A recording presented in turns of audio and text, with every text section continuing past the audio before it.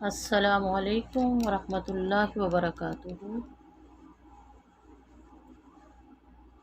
अल्लाहुम्मा सल्लि अला मुहम्मद व अला आलि मुहम्मदिन कमा सल्लैता अला इब्राहीम व अला आलि इब्राहीम इन्नका हमीदुम मजीद। अल्लाहुम्मा बारिक अला मुहम्मदिन व अला आलि मुहम्मदिन कमा बारकता अला इब्राहीम व अला आलि इब्राहीम इन्नका हमीदुम मजीद। रब्बी शरह ली सदरी व यसिर ली अमरी वहलुल उक़दतम मिन लिसानी यफ़क़हू क़ौली रब्बि ज़िदनी इल्मा। हमने जो पिछले एपिसोड में सूरा नूर के तारफ़ में पढ़ा,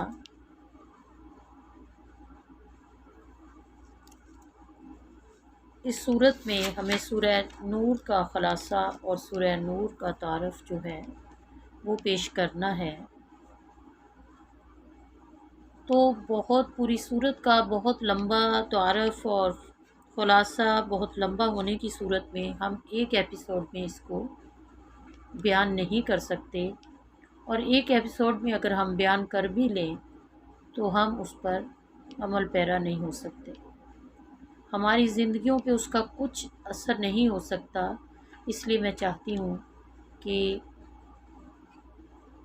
छोटी छोटी एपिसोड में हम आसानी के साथ सुन सकें और उसको समझ सकें।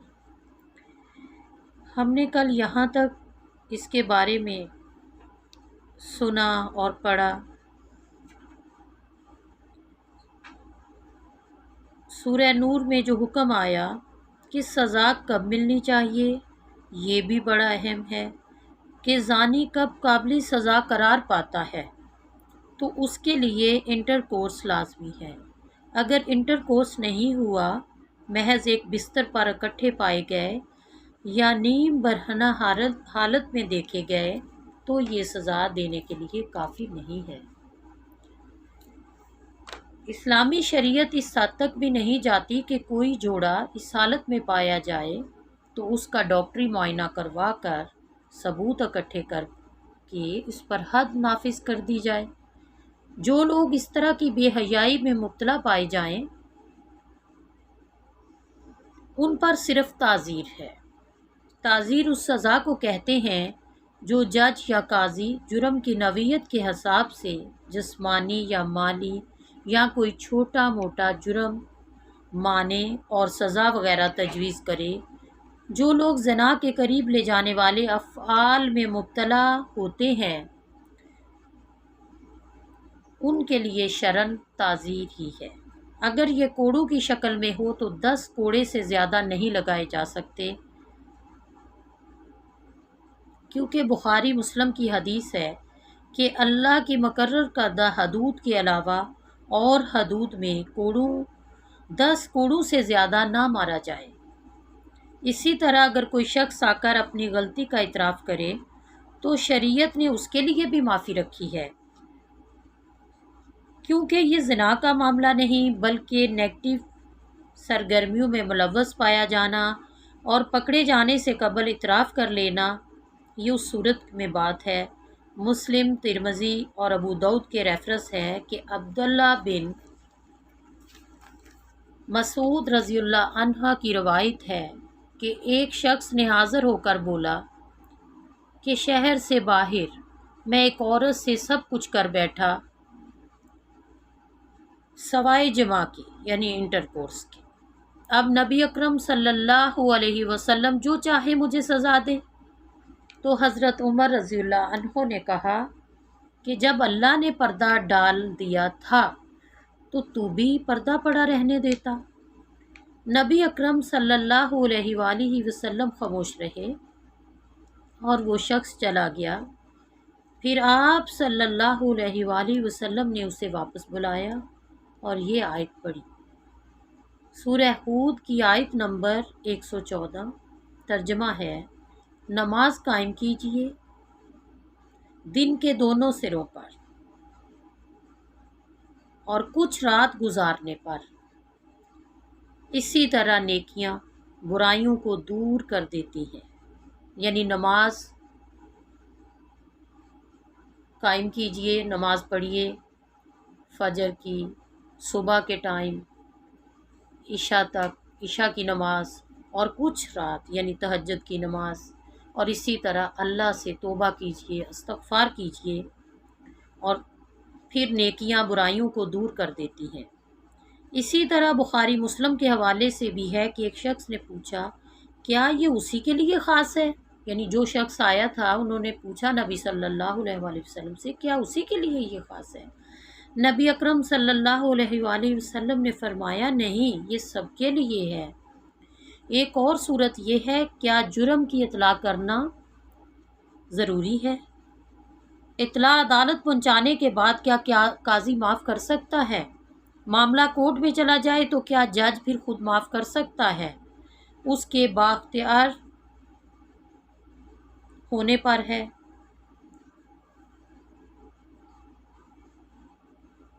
تو اسلامی قانون پہ یہ لازم نہیں، یعنی اسلامی قانون یہ لازم نہیں کرتا کہ کوئی شخص اپنے جرم کا خود ہی اقرار کرتا پھرے، یا کوئی لوگ جو کسی جرم زنا پر مطلع ہو، یعنی وہ جانتے ہوں کہ یہ جرم ہوا ہے تو وہ ضرور حکام تک اس کی خبر پہنچائے، نہیں، یہ لازم نہیں۔ البتہ جب حکام تک یہ خبر پہنچ جائے تو پھر اس جرم پر معافی کی کوئی گنجائش نہیں۔ ابو داؤد اور نسائی کے حوالے سے ہے کہ آپ صلی اللہ علیہ وآلہ وسلم نے فرمایا حدود کو آپس میں ہی معاف کر لیا کرو، مگر جس حد کا معاملہ مجھ تک پہنچ جائے گا پھر وہ واجب ہو جائے گی، اور جو بات عدالت میں پہنچ جائے وہ بھی ثبوت کے بغیر سزا نہیں ہوتی۔ اسلامی حکومت کسی شخص کے خلاف زنا کے جرم میں کوئی کارروائی نہیں کرتی جب تک اس کے جرم کا ثبوت نہ مل جائے۔ ثبوت کے بغیر بدکاری خواہ کتنے ہی ذرائع سے حکام کے علم میں ہو، وہ بہرحال اس پر حد جاری نہیں کر سکتے۔ مدینے میں ایک عورت تھی جس کے بارے میں روایت ہے کہ وہ کھلی برائی کرتی تھی، لیکن اس کے خلاف بدکاری کا ثبوت نہیں تھا، اس لیے کوئی سزا نہ دی گئی۔ اس کے لیے نبی اکرم صلی اللہ علیہ وآلہ وسلم کی زبان مبارک سے یہ الفاظ نکلے کہ اگر میں بغیر ثبوت کسی کو رجم کرنے والا ہوتا تو میں اس عورت کو ضرور رجم کرتا۔ سزا اگر سخت ہے تو یہ ضروری ہے کہ اس کے لیے معیار بھی بہت سخت ہے، اللہ نے معیار بھی بہت سخت مقرر کیے ہیں۔ اس لیے نبی صلی اللہ علیہ وآلہ وسلم نے بھی فرمایا کہ بغیر ثبوت میں کسی کو رجم نہیں کر سکتا، بغیر ثبوت میں کسی کو اس طرح کی سزا نہیں دے سکتا۔ گواہی کی شرائط میں سب سے پہلے یہ شرط ہے کہ کم از کم 4 عینی شاہد ہوں، یعنی 4 گواہ ہوں۔ عینی شاہد ہو، آنکھوں سے دیکھا ہو جنہوں نے۔ شہادت کے بغیر جج اپنے علم سے فیصلہ نہیں کر سکتا، خواہ اس نے جرم اپنی آنکھوں سے ہی دیکھا ہو۔ یہ جج کے لیے بھی حکم ہے کہ خواہ وہ اپنی آنکھوں سے ہی اس نے یہ دیکھا ہو، پھر بھی وہ اس بنا پر فیصلہ نہیں کر سکتا جب تک اس کے پاس 4 گواہ نہ ہوں۔ دوسرے نمبر پر گواہ ایسے ہوں جو اسلامی قانون شہادت کے لحاظ سے قابل اعتبار ہو، یعنی مسلم ہو، عاقل ہو، بالغ ہو، عادل ہو، انصاف کی بات کرنے والے ہو، اپنی دشمنی نہ نکالنے والے ہوں۔ اس شخص کی گواہی بھی قبول نہیں کی جائے گی کہ آپ کو کسی سے نفرت ہے، کسی سے دشمنی ہے تو آپ اس بنا پر جا کے گواہی دے دیں، نہیں، اس شخص کی بھی گواہی قبول نہیں ہوگی۔ اس کے لیے بھی اللہ نے ایک حد، ایک معیار مقرر کر دیا۔ تیسرے نمبر پر گواہوں کی اس بات کی شہادت دینی چاہیے کہ انہوں نے ملزم اور ملزمہ کو عین حالت مباشرت میں دیکھا ہے، ایسے نہیں کہ اکٹھے گھر میں پائے گئے یا نیم برہنہ حالت میں دیکھ لیا، اس پر سزا نہیں ہے۔ اس کے بارے میں بتایا گیا ہے کہ کسی کو ایسے دیکھنا جیسے سرما دانی میں سلائی ہوتی ہے یا کنویں میں ڈول ہوتا ہے۔ پھر گواہی قابل قبول ہے اور گواہی کے قابل بھی ہو تب جا کر سزا ہے، اور گواہوں کو بھی اس بات پر متفق ہونا چاہیے کہ انہوں نے کب، کہاں اور کس سے زنا کرتے دیکھا۔ اور ان امور میں اگر کوئی اختلاف ہے کہ کوئی کچھ کہتا ہے اور کوئی کچھ کہتا ہے تو سزا کینسل ہو جائے گی۔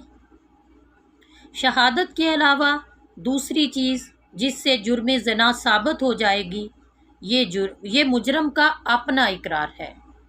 اقرار میں صاف اور صریح فعل زنا کے ارتکاب کا ہونا ضروری ہے، یعنی اسے یہ اعتراف کرنا چاہیے کہ اس نے ایک ایسی عورت سے جو اس کے لیے حرام تھی انٹرکورس کیا ہے، اور عدالت پوری طرح اطمینان کرے کہ ملزم پر کوئی دباؤ نہیں یا پریشر نہیں، وہ پوری طرح ہوش و حواس میں ہے، یا وہ کسی عورت پر اپنی کوئی دشمنی نکالنے کے لیے یا کسی کے دباؤ میں ایسی بات تو نہیں کر رہا، وہ پورے ہوش و حواس میں یہ اقرار کر رہا ہے۔ بعض اوقات پریشر ہوتا ہے، بعض علماء کا قول ہے کہ ملزم 4 بار اقرار کرے، اور بعض کہتے ہیں کہ ملزم کا 1 بار اقرار ہی کافی ہے۔ پھر ایسی صورت میں ملزم کے اپنے اقرار پر فیصلہ کیا جائے، اور عین سزا کے دوران ملزم اپنے اعتراف سے اگر پھر جائے تو سزا کو روک دیا جائے گا، خواہ یہ بات صریحاً اپوزٹ ہی کیوں نہ نظر آ رہی ہو کہ ملزم اب مار اور تکلیف سے بچنے کے لیے اپنے اقرار سے مکر گیا۔ اگر ملزم یہ اقرار کرتا ہے تو ملزم کو یہ سزا ہوگی۔ جب تک ملزمہ اس چیز کا اقرار نہیں کرے گی، ملزمہ کو اس چیز کی سزا نہیں ہوگی۔ قرآن کریم میں زانی اور زانیہ کے لیے جو سزا ہے وہ کوڑوں کی ہے۔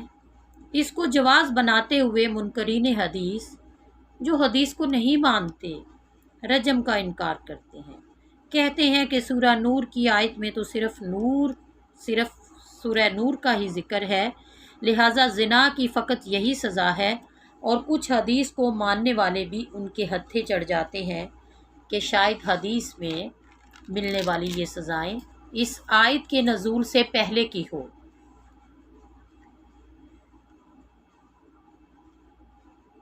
یعنی وہ کوڑوں کی سزا کو تو مانتے ہیں لیکن رجم کی سزا کو نہیں مانتے تھے۔ یاد رہے کہ غامدیہ عورت کا جو رجم ہوا، حضرت خالد بن ولید نے اس عورت کو پتھر مارا جس سے خون کے چھینٹے ان کے کپڑوں پر پڑے، تو آپ رضی اللہ عنہ یعنی خالد بن ولید نے اس عورت کو گالی دی، جس کی وجہ سے نبی اکرم صلی اللہ علیہ وآلہ وسلم نے حضرت خالد بن ولید رضی اللہ عنہ کو تنبیہ کی۔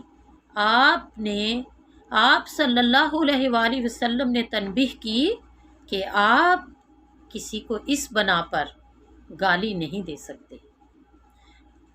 غامدیہ عورت شادی شدہ تھی، اس لیے اسے رجم کیا گیا۔ نبی اکرم صلی اللہ علیہ وآلہ وسلم نے خود غامدیہ عورت کو رجم کیا۔ سورہ نور 6 ہجری میں نازل ہوئی، غامدیہ عورت کو 8 ہجری میں رجم کیا گیا۔ اس طرح بخاری شریف میں ہے، بخاری شریف کے باب الزنا میں واقعہ ہے کسی مزدور لڑکے کا جس کی مالکہ کو نبی اکرم صلی اللہ علیہ وآلہ وسلم نے رجم کیا۔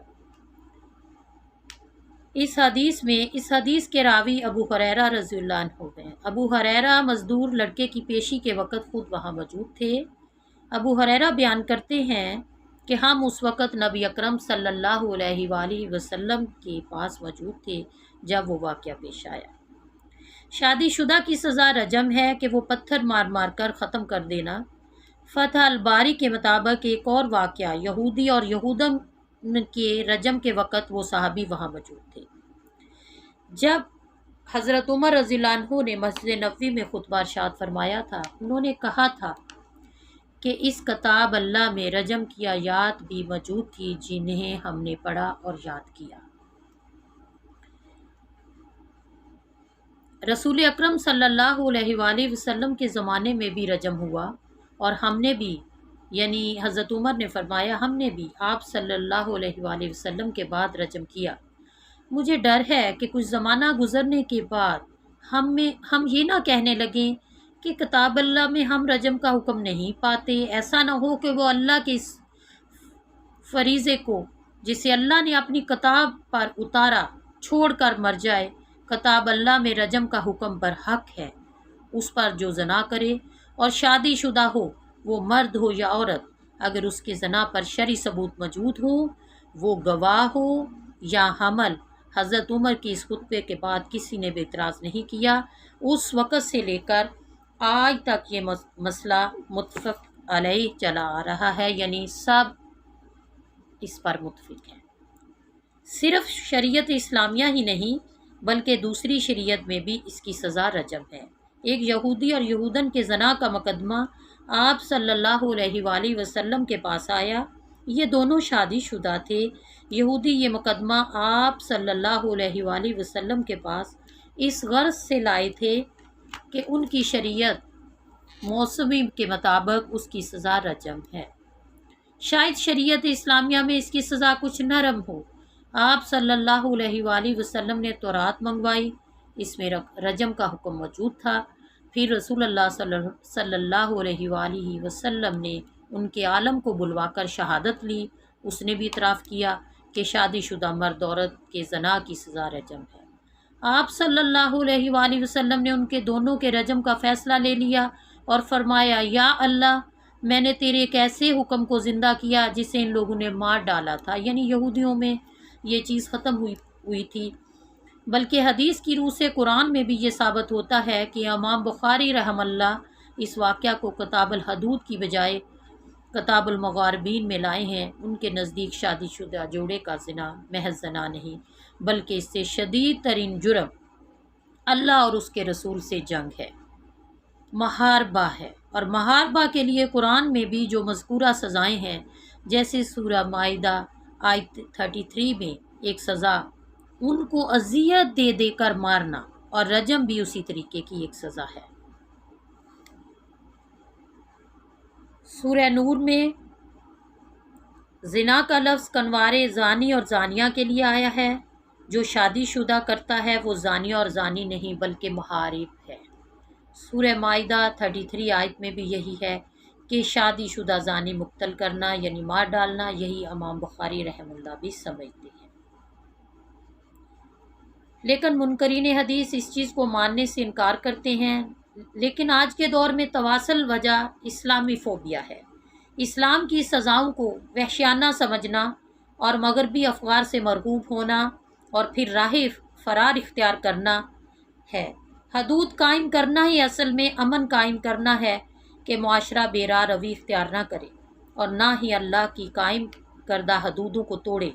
निसाई की हदीस है कि सैयदना उमर रज़ियल्लाहु अन्हु फरमाते हैं कि नबी सल्लल्लाहु अलैहि वसल्लम ने फरमाया कि किसी मुल्क में इस्लामी हदूद का जारी होना किसी मुल्क में 40 दिन बारिश बरसने से बेहतर है।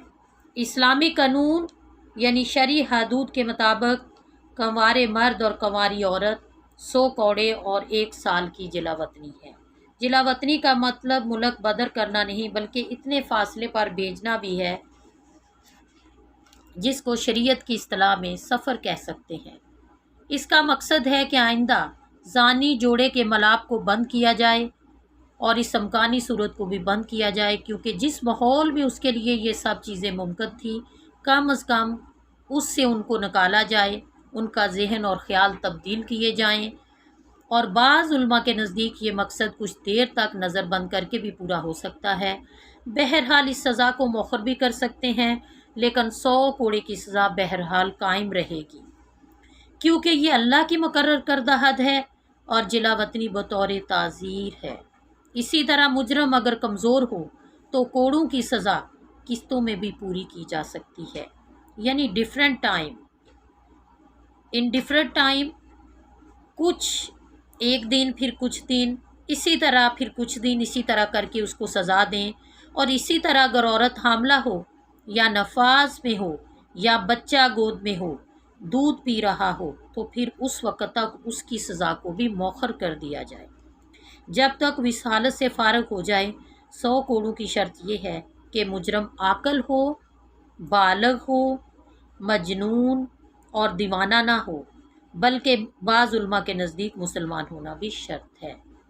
اور ذمیوں پر اس کا اطلاق نہیں ہوگا۔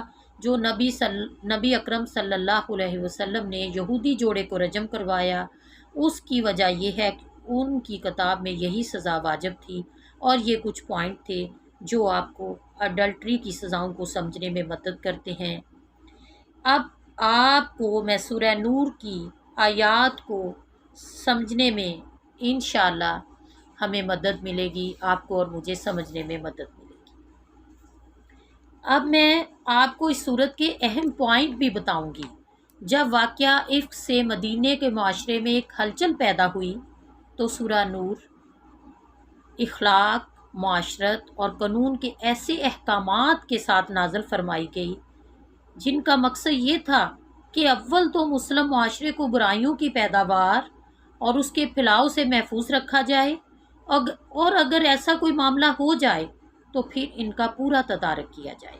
اس صورت میں احکامات اور ہدایات ٹھیک اسی طرح نازل ہوئے کہ موقع پر انسانی زندگی کی اصلاح و تعمیر کے لیے کس طرح ہمیں قانونی، اخلاقی اور معاشرتی تدابیر تجویز کی گئی۔ نمبر 1، زنا، جسے معاشرتی جرم پہلے قرار دیا گیا تھا سورہ نساء آیت 15 اور 16 یعنی 15 اور 16 میں، اب سورہ نور میں اسے فوجداری جرم قرار دیا گیا اور 100 کوڑے کی سزا مقرر کی گئی۔ نمبر 2، بدکار مردوں اور عورتوں سے معاشرتی بائیکاٹ کا حکم دیا گیا۔ نمبر 3، جو شخص دوسرے پر زنا کا الزام لگائے اور پھر ثبوت میں 4 گواہ پیش نہ کر سکے، اس کے لیے 80 کوڑوں کی سزا مقرر کی گئی۔ نمبر 4، اگر بیوی پر تہمت لگائے، اگر شوہر بیوی پر تہمت لگائے تو اس کے لیے لیان کا قاعدہ مقرر کیا گیا۔ لیان کے بارے میں پوری تفصیل انشاءاللہ ہم اگلی ایپیسوڈ میں پڑھیں گے۔ نمبر 5، حضرت عائشہ رضی اللہ عنہ پر منافقین کے جھوٹے الزام کی تردید کرتے ہوئے یہ ہدایت کی گئی کہ آنکھیں بند کر کے ہر شریف آدمی یعنی ہر آدمی کے خلاف ہر قسم کی تہمتیں قبول نہ کر لیا کرو اور نہ ہی ان کو پھیلاتے پھرو۔ اگر اس طرح کی افواہیں اڑ بھی رہی ہوں تو انہیں دبانا اور ان کا سدِ باب کرنا چاہیے، نہ کہ یہ کہ ایک سے سن کر دوسری جگہ پھیلاتے پھرو۔ نمبر 6، جو لوگ بیہودہ خبریں اور بری باتیں، افواہیں پھیلاتے ہیں اور مسلم معاشرے میں فحش اور فواحش کو پھیلانے اور رواج دینے کا سبب ہیں، ان کے متعلق اس سورہ میں بتایا گیا ہے کہ وہ ہمت افزائی کر کے حوصلہ افزائی کے نہیں بلکہ سزا کے مستحق ہیں۔ نمبر 7، یہ قاعدہ مقرر کیا گیا ہے کہ مسلم معاشرے میں اجتماعی تعلقات کی بنیاد حسن ظن پر ہونی چاہیے۔ ہر شخص بے گناہ سمجھا جائے جب تک اس کے گناہگار ہونے کے ثبوت نہ ملے، جب تک اس کے خلاف 4 گواہ پیش نہ کیا جا سکے، اس وقت تک اس شخص کو گناہگار نہ سمجھا جائے۔ نمبر 8، لوگوں کو عام ہدایت کی گئی لوگوں کے گھروں میں بے تکلف نہ گھس جایا کریں بلکہ اجازت لے کر داخل ہوا کریں۔ نمبر 9، عورتوں اور مردوں کو نگاہیں نیچی رکھنے کا حکم دیا گیا، تانگ جھانک کرنے سے منع کیا گیا۔ اگر عورتوں کو حکم دیا گیا کہ وہ پردے کی پابندی کریں یا اپنے آنکھیں نیچی رکھیں تو مردوں کے لیے بھی یہی حکم ہے کہ وہ اپنی نگاہیں نیچی رکھیں۔ نمبر 10، عورتوں کو حکم دیا گیا کہ وہ اپنے گھروں میں سر اور سینہ ڈھانک کر رکھیں۔ نمبر 11، عورتوں کو یہ بھی حکم دیا گیا کہ وہ اپنے محرم رشتہ داروں اور گھر کے خادموں کے سوا کسی کے سامنے بن سنور کر نہ آئیں۔ نمبر 12، ان کو یہ بھی حکم دیا گیا کہ باہر نکلیں تو نہ صرف اپنے بناؤ سنگار کو چھپا کر نکلیں بلکہ بجنے والے زیور بھی پہن کر نہ نکلیں، یعنی پازیب وغیرہ کے بارے میں یہ حکم۔ نمبر 13، معاشرے میں عورتوں اور مردوں کا بن بیاہے رہنے کا طریقہ ناپسندیدہ قرار دیا گیا۔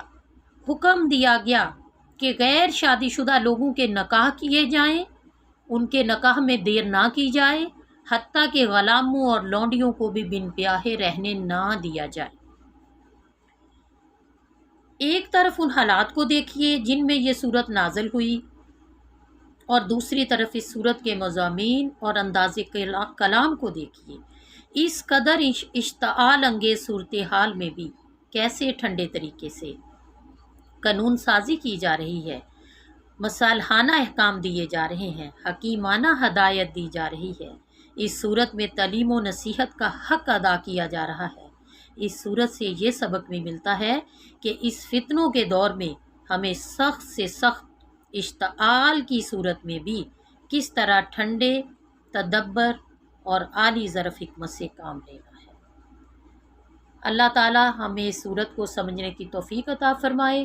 باقی اس صورت کے جو احکام ہیں اور جو بھی اس صورت کی فرضیت کے بارے میں جو آیات میں ہمیں حکم دیا گیا ہے وہ ہم انشاءاللہ اگلی ایپیسوڈ میں پڑھیں گے، سنیں گے، اس پر عمل پیرا ہوں گے انشاءاللہ۔ اب تک یہاں تک انشاءاللہ آپ کا اور ہمارا ساتھ ہمیشہ انشاءاللہ بنا رہے۔ وآخر دعوانا الحمدللہ رب العالمین۔